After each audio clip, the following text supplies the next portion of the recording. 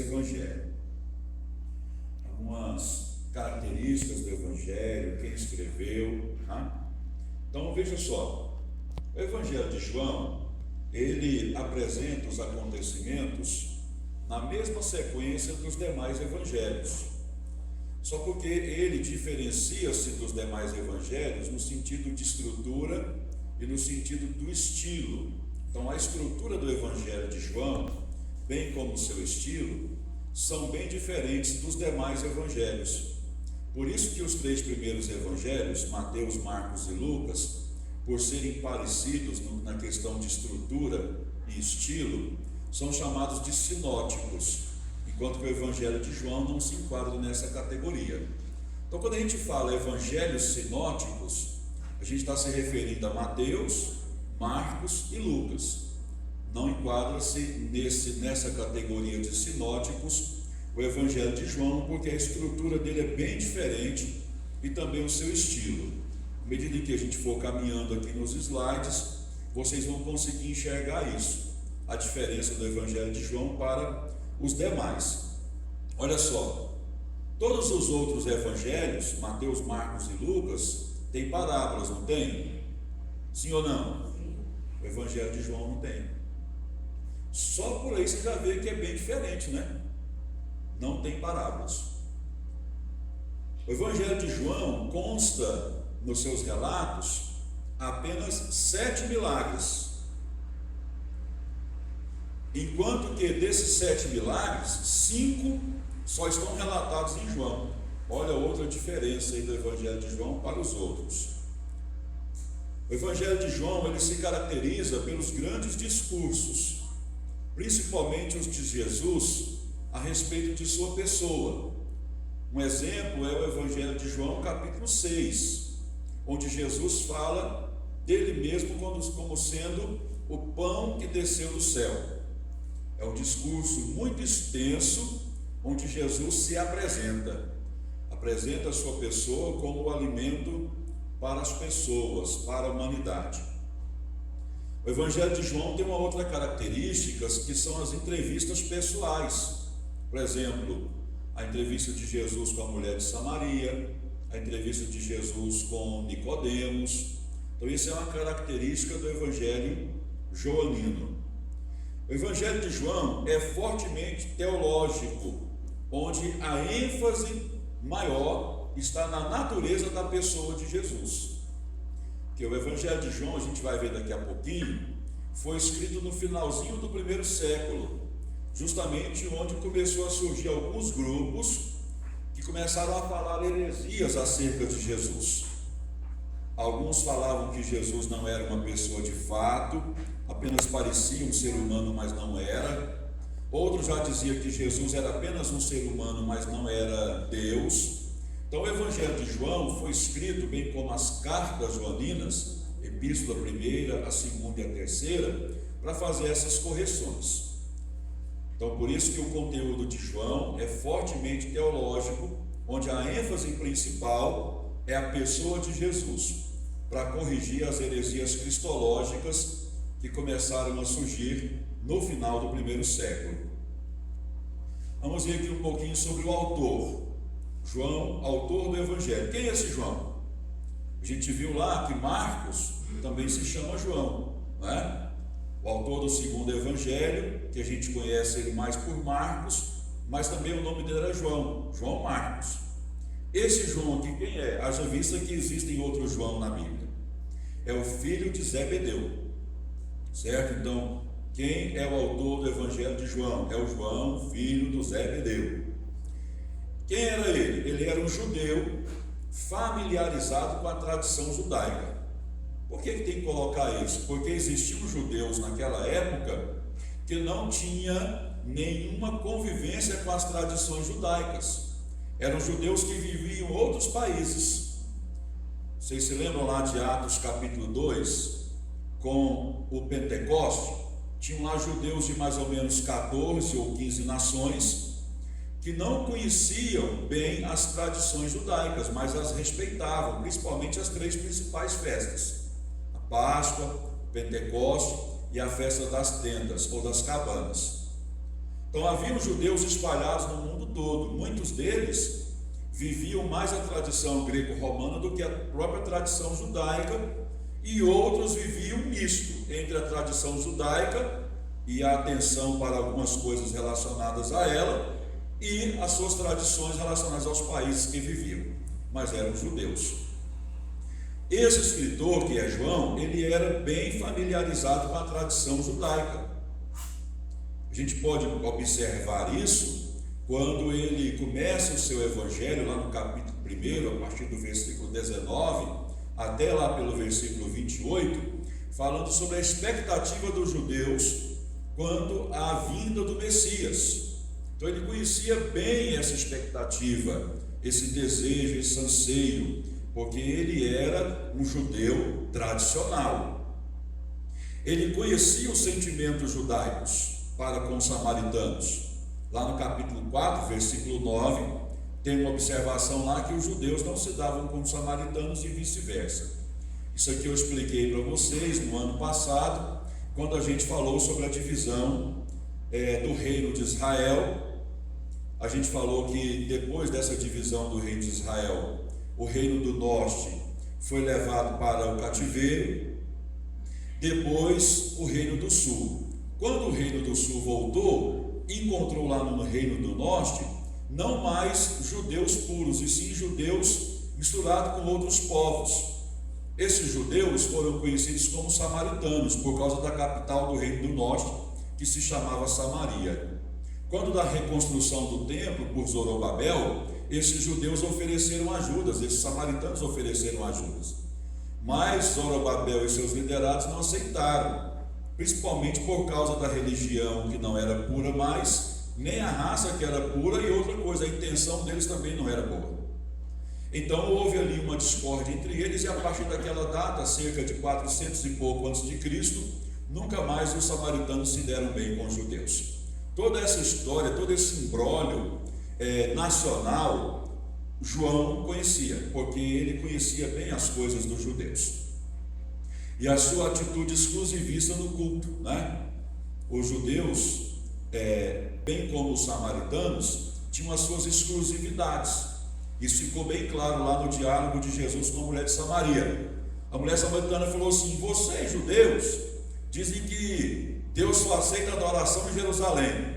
Nós samaritanos dizemos que Deus aceita adoração e deve ser adorado no Gerizim, o Monte Gerizim. E aí, onde Deus está? No Gerizim ou em Jerusalém?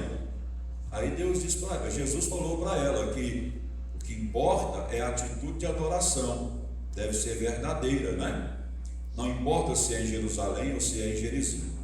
Então ele complementa falando: Deus busca aqueles que o adorem em espírito e em verdade.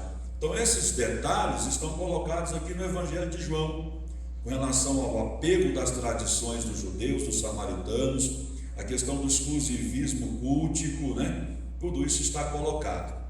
Quando ele fala sobre as festas judaicas, ele explica as festas. Por quê? O Evangelho de João foi escrito no final do primeiro século. Qual é o público-alvo de João? É a igreja de modo geral, espalhado por todo o Império Romano. Enquanto que Mateus escreveu para judeus, a fim de evangelizá-los, bem como Marcos escreveu para romanos com o mesmo propósito, e Lucas também com o mesmo propósito escreveu para gregos.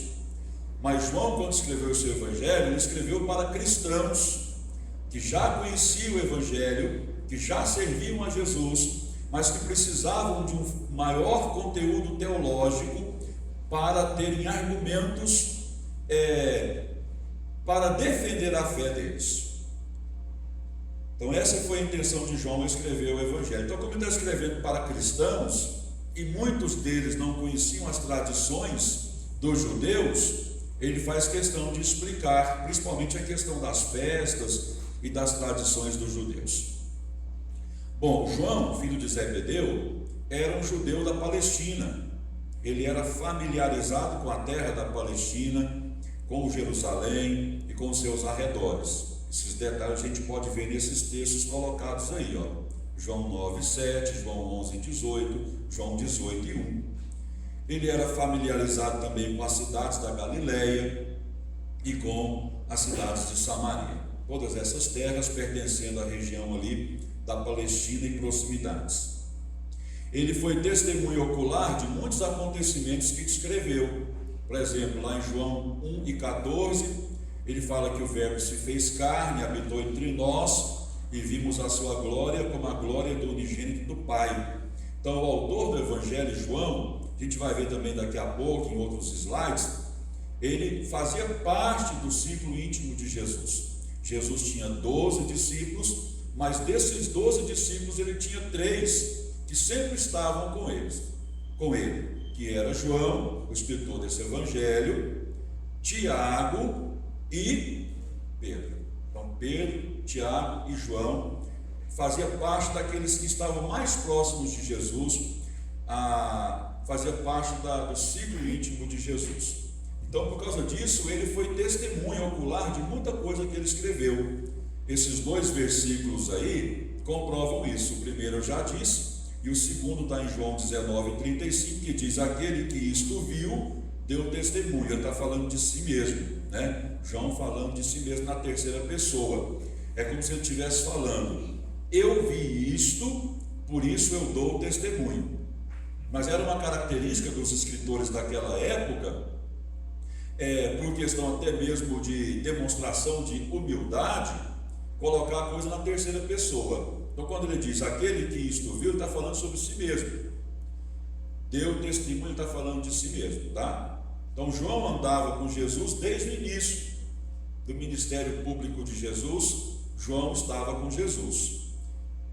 Você pode observar, a gente vai ver isso nos próximos slides, que João foi um dos primeiros discípulos de Jesus. Ele foi um dos primeiros a ser chamado para fazer parte do colégio dos 12. Ele fazia parte do ciclo íntimo de Jesus, e ele tinha uma proximidade tão grande com Jesus que ele foi chamado de discípulo amado. A gente vai ver em slides posteriores que João teve um privilégio que acho que todos nós aqui desejaríamos ter tido esse privilégio, né? João encostou a cabeça dele no peito de Jesus. Olha só que coisa linda isso. Talvez até ouviu o batido do coração de Jesus, hein? Pensou, pastor Juverão? Que privilégio tremendo. Próximo slide aí, ó. Lá na última ceia, lá em João 13:23, ele estava do ladinho de Jesus. Só que ele não estava do lado de Jesus, não foi só na ceia, naquele momento ali festivo, né? Naquele momento em que estava se pronunciando uma nova aliança, não. Ele estava do lado de Jesus também no julgamento, enquanto que os outros, ó, como diz aí, vazaram, né? João estava lá, ao pé da cruz. Então estava no julgamento e ao pé da cruz, conforme a gente vê nesses textos aí, ó. João 18 a partir do versículo 15 e João 19 a partir do versículo 26. Então João demonstra aqui uma fidelidade extraordinária. Anda com Jesus, ceia com Jesus, mas também no julgamento de Jesus está ali presente, e também na hora do sacrifício está ali ao pé da cruz.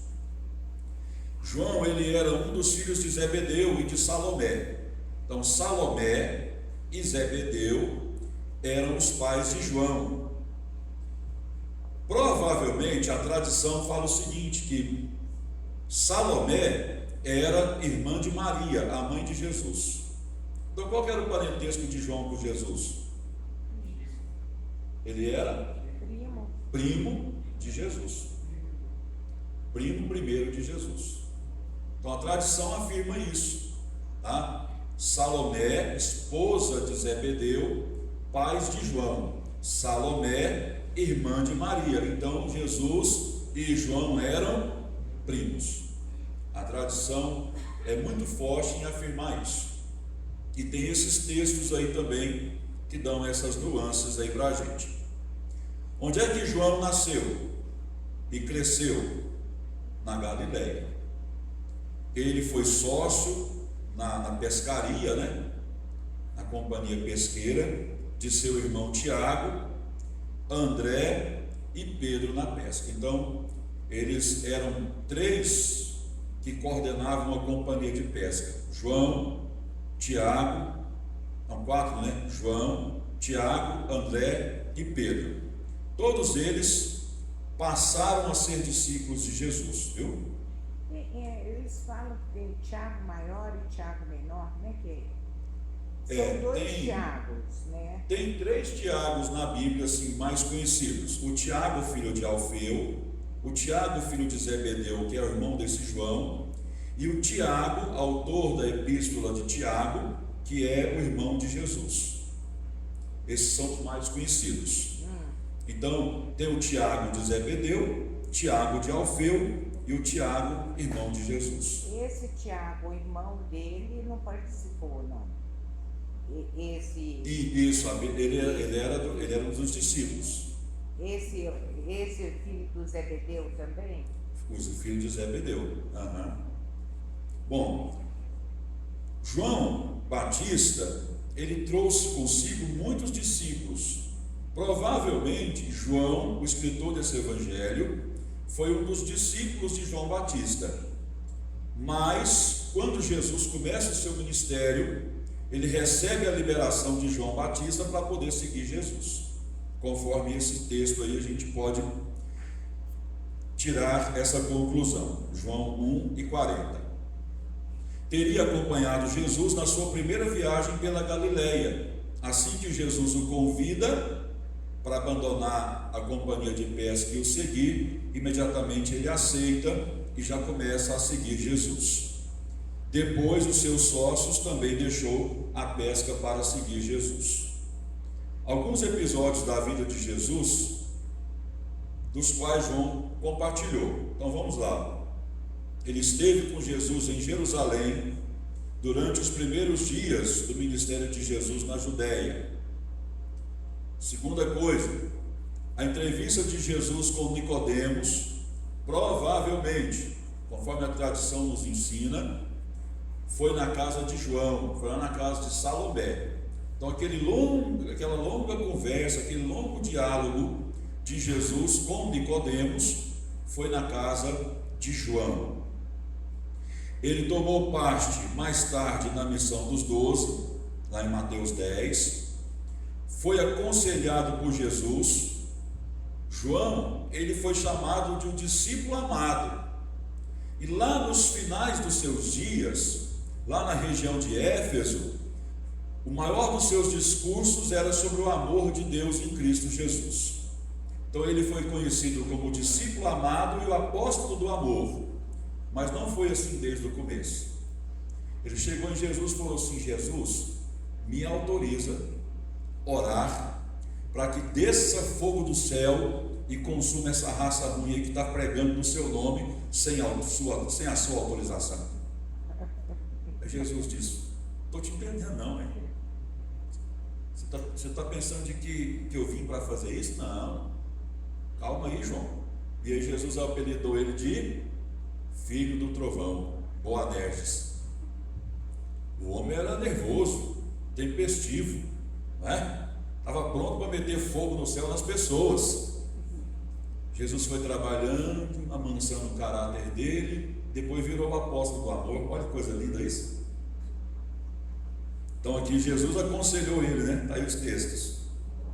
Sua mãe pediu a Jesus que lhes garantisse lugar de primazia no seu reino.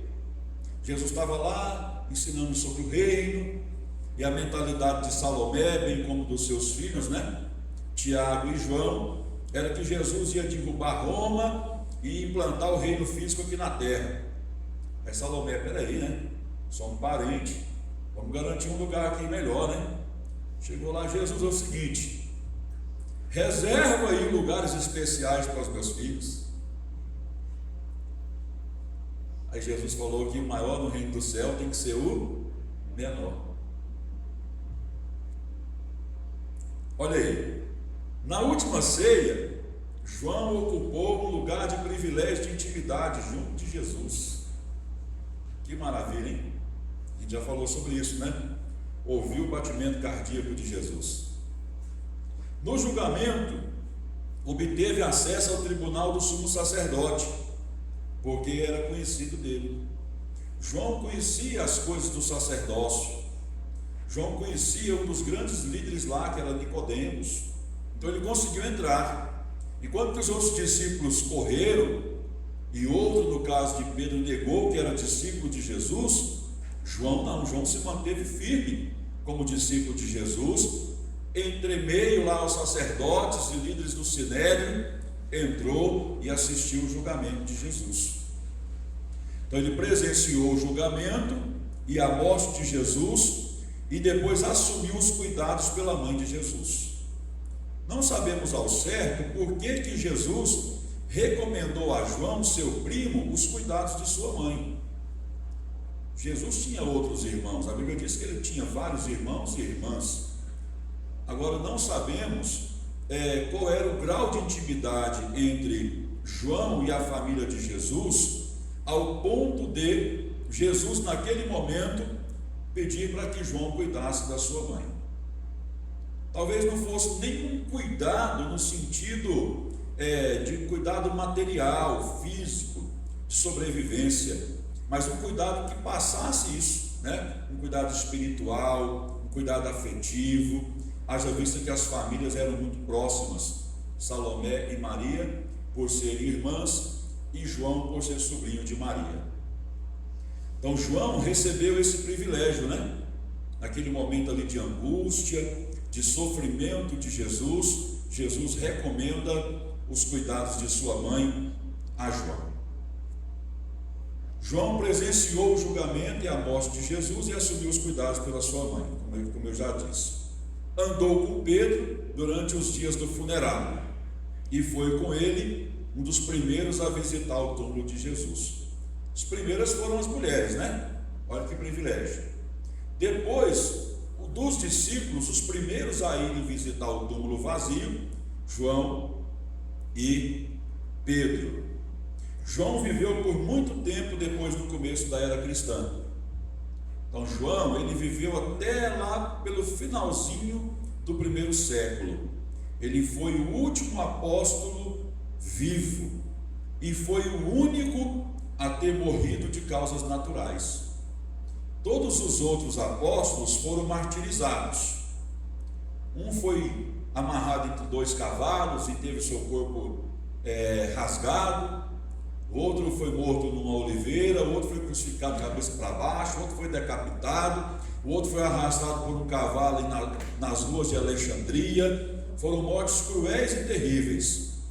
João, embora tenha sofrido um período de tortura sob o governo de Domiciano e tenha sido lançado na ilha de Patmos, ele retornou a Éfeso e viveu os seus últimos dias pregando em Éfeso e morreu de causas naturais e não sob martírio. Então João foi o apóstolo, o único que viveu até o finalzinho do primeiro século, viveu até lá por volta do ano 100 da era cristã. As epístolas de João, que João escreveu esse evangelho e escreveu 3 epístolas, a primeira epístola de João, segunda e terceira. Então João escreveu 4 textos sagrados, o evangelho e as 3 epístolas. Então as epístolas mostram que ele subiu a uma posição de influência na igreja. Lá na terceira epístola de João, por exemplo, ele escreve uma carta para corrigir algumas distorções que estavam acontecendo na igreja. João tinha o costume de enviar os seus discípulos para cooperar nas igrejas, chegarem lá, transmitirem a palavra de Deus, as saudações de João, os ensinamentos de João. Só que ele envia um dos seus discípulos para uma igreja e tem lá um pastor, por nome Diótrefes, o Diótrefes, que ele fala assim: não, aqui não.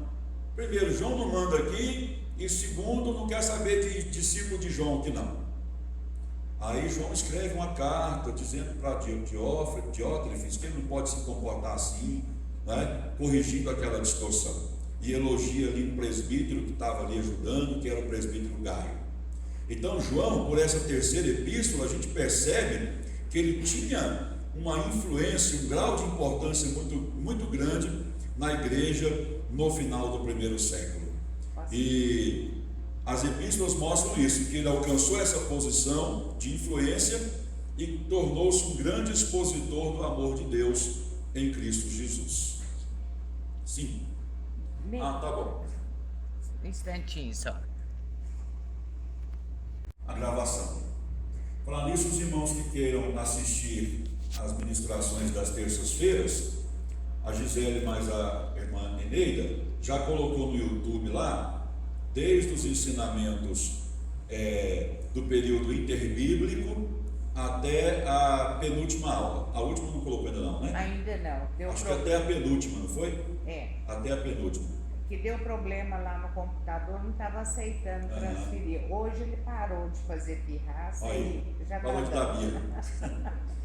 Então, os irmãos quiserem assistir, é só ir lá no YouTube, para ficar mais fácil vocês acharem, coloca assim, PR Eliezer M. Bastos, tudo separadinho, porque aí vocês vão achar com facilidade. Bom, vamos ver aqui sobre a data e o lugar em que o Evangelho de João foi escrito. Não sabemos ao certo qual foi a data exata, qual foi o lugar. Então, o que existe são hipóteses. As melhores hipóteses são as seguintes: João foi escrito na Ásia Menor, lá em Éfeso, onde ele foi pastor durante muito tempo, no finalzinho do primeiro século, quando a igreja tinha atingido uma certa medida de maturidade e quando havia necessidade de avançar no ensino do que dizia respeito à natureza da fé. Parece ter sido escrito no ambiente gentílico, pois as festas e costumes dos judeus são explicados em benefícios daqueles que não estavam familiarizados com eles. Então, provavelmente, pelas explicações com relação às coisas dos judeus, esse texto foi escrito em Éfeso, num ambiente onde tinha mais gentios do que judeus. E a data é no finalzinho do primeiro século. Alguns falam no ano 94, outros falam ano 97, não sabemos ao certo, mas é no final do primeiro século e provavelmente foi escrito lá em Éfeso, na região da Ásia Menor. Bom, vamos aí para o conteúdo. Eu queria ver se eu falava tudo hoje, mas não vai nem fazer cócega aqui, né? Não vai dar tempo não. É muita coisa para a gente falar. Eu sempre tenho uma curiosidade que nunca menciona como que esse pessoal vivia. Que igual tem uma menção lá que ele abandonou a pesca e passou a viver disso, acompanhar Jesus. Isso. Financeiramente, como que eles sobreviviam? Eles sobreviviam de contribuições voluntárias.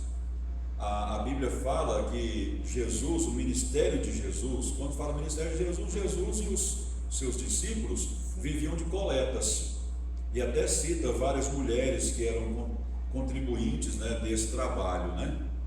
Inclusive Judas, os Iscariotes, era um tesoureiro do ministério de Jesus. Ele é que controlava essas finanças.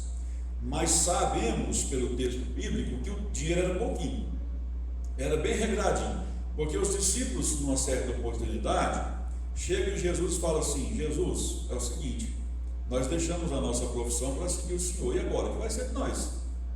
As famílias. Como é que vai ser, né? Aí Jesus pega e fala: olha, as aves do céu não trabalham, né? Mas o Pai cuida delas. Que Jesus queria deixar claro para eles que, mesmo eles não trabalhando no sentido secular, Deus ia cuidar dele através de enviar ofertas, enviar pessoas que contribuíssem com aquela obra, com aquela causa. Então eles viveram assim, de contribuições. Os discípulos de Jesus viveram dessa maneira. Paulo também viveu assim, mas em alguns lugares, por ele ser missionário, em alguns lugares ele não ficava muito tempo. Então as ofertas que ele recebia, muitas vezes não eram suficientes. Então muitas vezes ele chegava numa cidade, tecia tendas e vendia essas tendas para poder ajudar na sua sobrevivência. Então os discípulos de Jesus, bem como Jesus, durante o ministério, viveram dessa maneira, às custas ou à espera de contribuições. Tá? Bom, conteúdo de João. Texto básico, texto-chave para João, é João 20, 30 e 31, onde ele está explicando a razão de ter escrito o seu evangelho. Ele escreve assim: Jesus fez na presença dos discípulos muitos outros sinais, que não estão escritos neste livro. Estes, porém, estão escritos para que creiais que Jesus é o Cristo, Filho de Deus, e para que, crendo, tenhais vida em seu nome.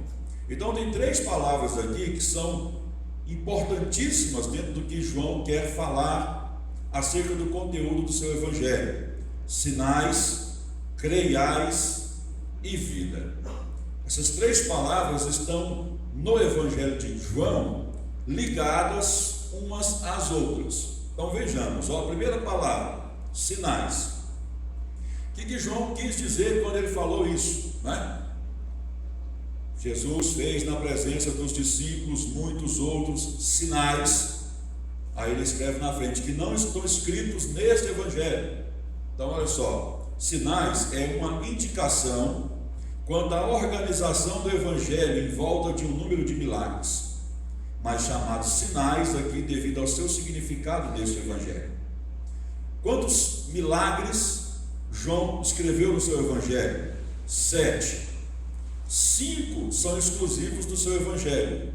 Daqui a pouco a gente vai ver quais são esses milagres e quais são as pedagogias destes sinais. Olha, 7 foram realizados por Jesus publicamente para benefício de outras pessoas.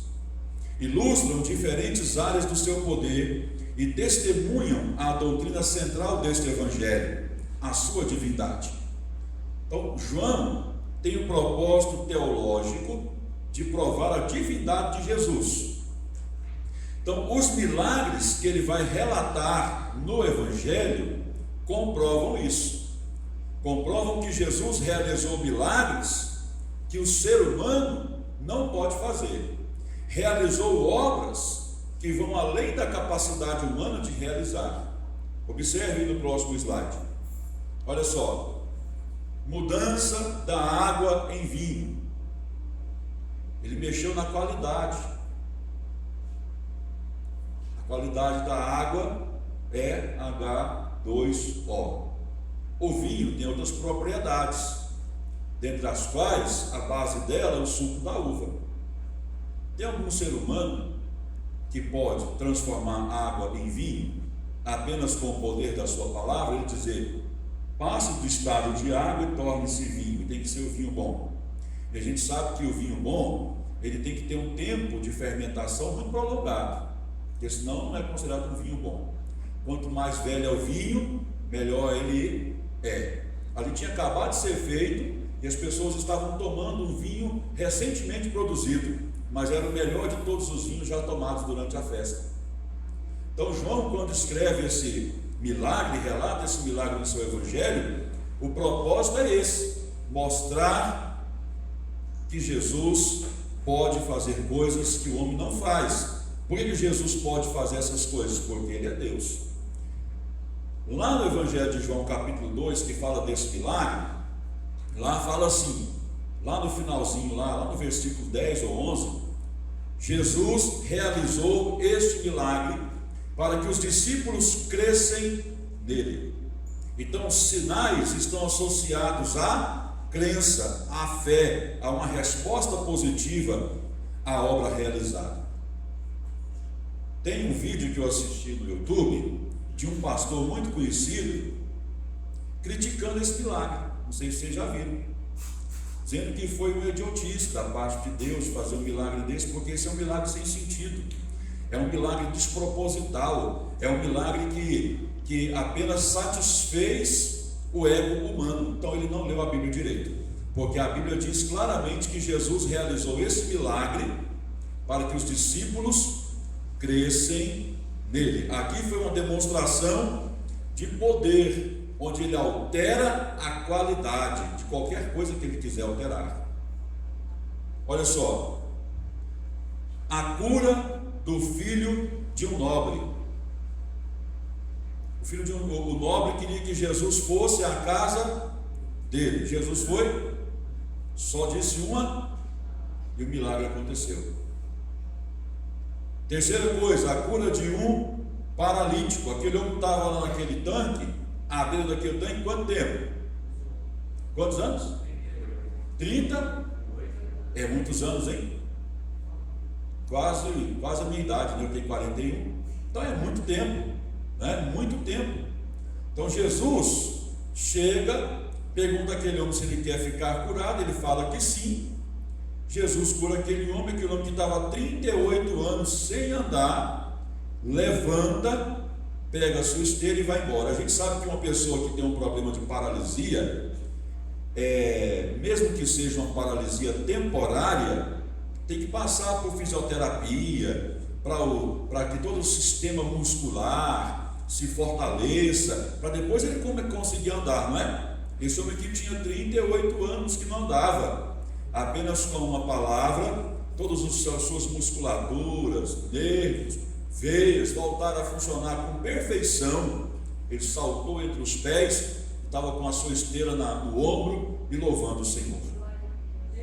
Então Jesus, para ele, qualidade, espaço, tempo, são só detalhes, né? Outra coisa, Jesus alimentou uma multidão de 5.000 homens. Aqui não conta mulher e nem menino. Naquela época, sempre o marido andava junto com a esposa, né? E geralmente tinha pelo menos um bagulhozinho junto. Mas vamos fazer uma conta aqui. Vamos colocar que tinha ali no mínimo 10.000 pessoas. 10.000 pessoas. Jesus alimentou essa grande quantidade de pessoas com um punhadinho de alimento. 5 pães, 2 peixinhos secos. Jesus pega, levanta aqueles produtos a Deus, ora e diz aos seus discípulos: pode repartir. Parece uma cena ridícula, né? Pode repartir. As pessoas já estavam assentadas em grupos pequenos para facilitar a distribuição. Pode repartir. Mas como repartir 5 pães, 2 peixinhos para uma multidão de mais ou menos 10.000 pessoas? Jesus tanto faz para ele alimentar 2 pessoas, como alimentar 10.000. À medida que as pessoas iam rasgando o pão não acabava não. Ia rasgando uns pedacinhos de peixe seco, também não acabava. Então veja bem, esses milagres aqui são para mostrar isso. Jesus realiza coisas que o homem não pode realizar.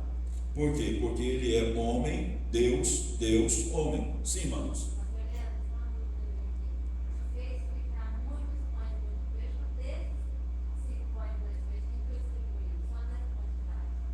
Irmã, a gente não sabe direitinho como que funcionou. A Bíblia só diz assim, que Jesus entregou os pães e peixes e pediu que eles fossem repartidos. Mas a gente sabe que sobraram muitos pães e muitos peixes, que encheram vários cestos, né?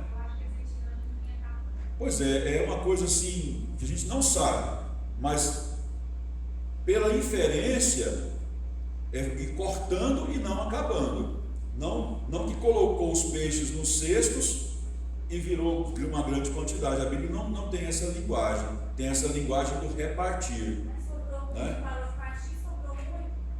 Pois é, por isso que eu sempre estou falando que a Bíblia não explica direitinho como aconteceu, porque a Bíblia quer enfatizar o repartir. Essa é a ênfase da Bíblia. Os pães e peixes foram repartidos. Olha só, outra coisa, Jesus andou sobre águas, então ele desafiou a lei natural. Como é que anda sobre as águas e não afunda, né? Jesus andou sobre elas. Curou um cego, né? Ele resolveu o problema do infortúnio desse cego, né? O cego naquela época não tinha condições de trabalhar, não tinha aposentadoria por invalidez, então era uma vida difícil, era uma vida de impedinte, né? Tinha que ficar esmolando, né? Pedindo esmola. Jesus resolveu a questão daquele cego. E o mais surpreendente, ressuscitou um homem que já tinha 4 dias que tinha falecido. As pessoas tinham consciência de que o estado de decomposição dele era elevado, que Jesus falou assim: retirem a pedra. Mas como nós vamos fazer isso, Jesus? O catindão que vai virar aqui já está falecido, tem 4 dias. Por mais que colocassem ervas aromáticas no corpo, né, para tentar retardar um pouquinho isso aí, mas 4 dias o estado de decomposição já estava avançado. E talvez essa era uma das relutâncias de se retirar a pedra. Tinha 2 problemas para retirar a pedra: o peso dela era muito pesado, e o problema da questão do mau cheiro que ia sair daquela caverna, né? Jesus mandou que retirasse a pedra, e ele disse: Lázaro, vem para fora. E Lázaro veio, em obediência à voz daquele que é a própria vida, né? Vocês sabiam que Lázaro é o mesmo nome Eliezer? Lázaro, no grego, é uma forma do nome Eliezer no hebraico. Olha que coisa mais sem sentido. Eliezer e Lázaro, né? Tem o mesmo significado: Deus é o meu auxílio.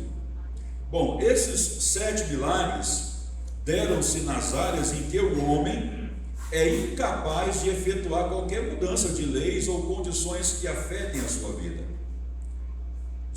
O cego nada podia fazer por si mesmo para mudar a sua condição. O paralítico, idem. Mas Jesus, apenas com a sua palavra, com a demonstração do seu poder, resolveu aquelas condições, né, de infortúnio daqueles homens. Essas obras destacadas desses 7 milagres testificam a sua sobrenatural capacidade. Olha, desses 7 milagres, 5 aqui são exclusivos do Evangelho de João. Então, a gente percebe que a intenção de João é demonstrar isso.